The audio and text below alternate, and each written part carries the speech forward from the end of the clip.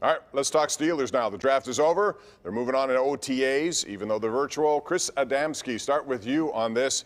After the draft, where do you see the Steelers right now? First, second, third, fourth? A lot of different opinions about where they are in this division. Yeah, I want to put them above the Ravens or Browns right now. They went through the draft. They pretty much had a checklist. You saw them go down and filled all of their needs that they had. That being said, other than Najee Harris, I don't know if any of these players are for sure plug-and-play starters in 2021. They're going to help this 2021 team. So that being said, some people are writing them off, saying they're old, slow, and done, like Shannon Sharp said a few years ago. They're still an 11-0 team last year. They still have, at one point last year, they still have a dominant defense. We'll see if Kendrick Green can fill that hole at center. We'll see how the offensive line goes. They're better, certainly, at running back than they were. There'll certainly be a player in the division, but I'm not ready to sort of power rank them at this point above either Baltimore or Cleveland in the division.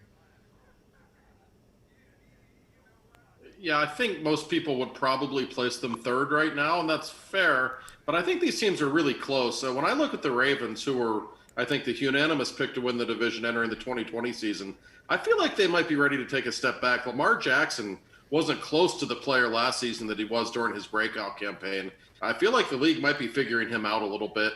And they've also lost a good bit of talent in Baltimore.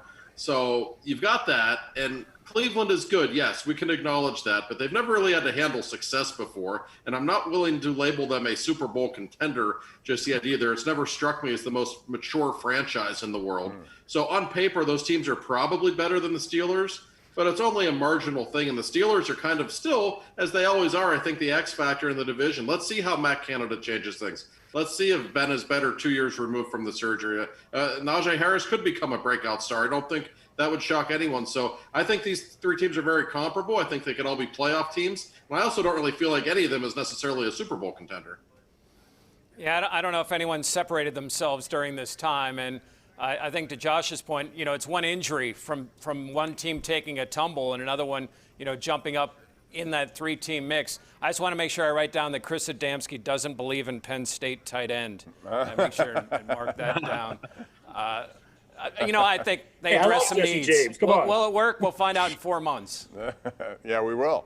And that's what it's going to be. Bottom line is, to me, it still comes down to Ben Roethlisberger. And if he's better than he was in terms of his strength of his arm and going down the field, I think he still is the man who's going to make this offense either work or not. And I believe he can and will. So we'll talk about that, I'm sure, in the weeks ahead. Next up, though, what is a no-hitter? We'll talk about that in baseball next, right here on the #1 Cochran Sports Showdown.